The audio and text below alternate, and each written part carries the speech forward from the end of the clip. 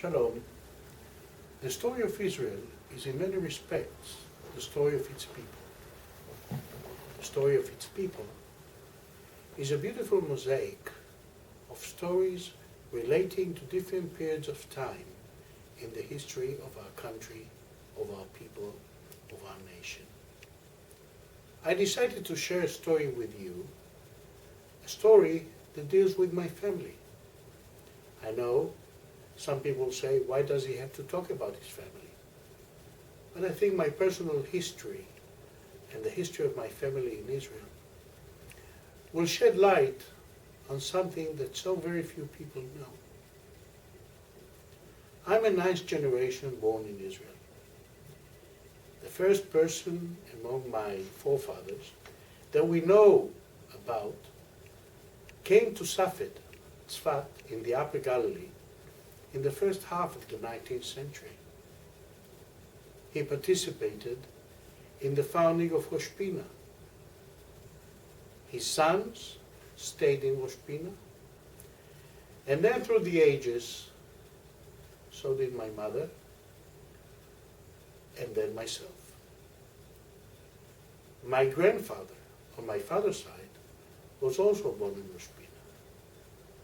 But later in life, he moved to the southern Sharon region in Israel, not far from Tel Aviv, where he was sent by his father to look over the almond plantations that they had owned. It was there that he became a great friend of the local Arab population. That friendship passed very serious tests in two essential periods in our history. First one, during the 1930s, in the height of the great Arab rebellion in Palestine.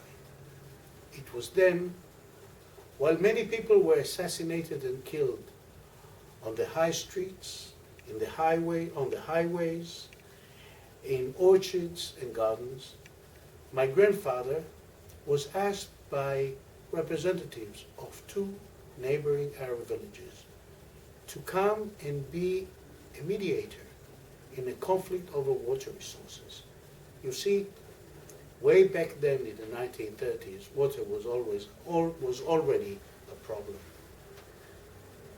My grandfather ignored the perils, the dangers, the threat. He even ignored my grandmother's pleas for him to stay at home. He went and overnight managed to find a proper solution. Back in 1948, a few years later, he was asked to go and speak to the leaders of a neighboring village, promise them that nothing will pass so long as they stay in their place. Don't leave. We have lived together for so many years together. There's no reason why you should leave the country.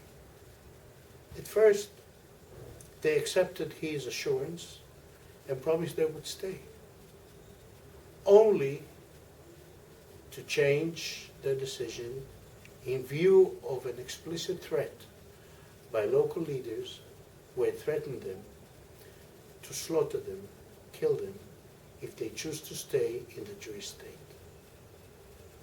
19 years later, in 1967, after the Six-Day War, my grandfather met again with his friend, the leader of that village.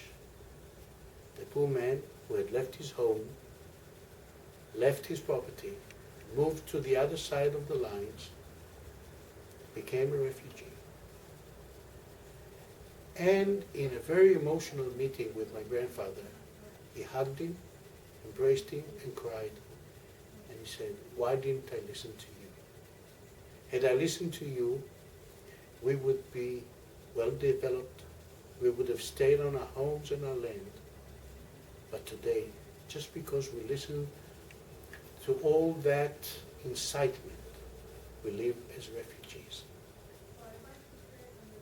What is the meaning of this story? What is its significance? I think that if we learn anything, is that before we jump to conclusions, about anything in life, but specifically about the conflict that has afflicted us for so many decades. Remember, each story has two sides, and the side that we always hear is not always the whole story. Thank you.